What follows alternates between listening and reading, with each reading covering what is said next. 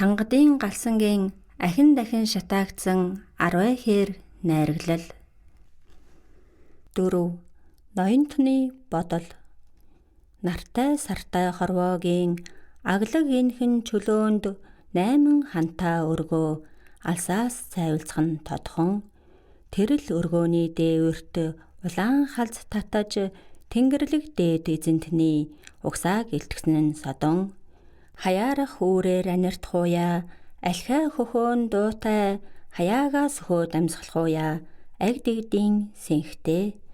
Цагаан өргөөнөө үүзэн ван, мэлмий чилэм бодол нэрээстэй, цав зоог манзан мэлхий ширээнэ царцаастай.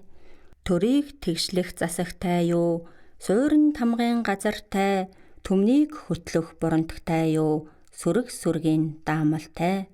Сүлд хямрын чуулгантай юу, арваад дугнот хийдтэй, сүсэг буйны хуралтай юу, алтан гаанжуурын гороотой.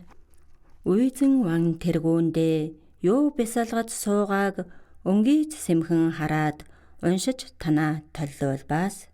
Эрт урдийн хаад ээдэ мунч азтайя, аг үүзэн ван би айда мунч эзтэйе. Төрийн тэргүүн хувлай хаан 400 хатантай байсан, төвд жагар хятаан 40 хэлийн хатантай байсан. Дошгон эзэн хүслэн дохоогоор ярьдаг байсан, дотоожоо тайл хэвтгэж долоовор нь тушаадаг байсан.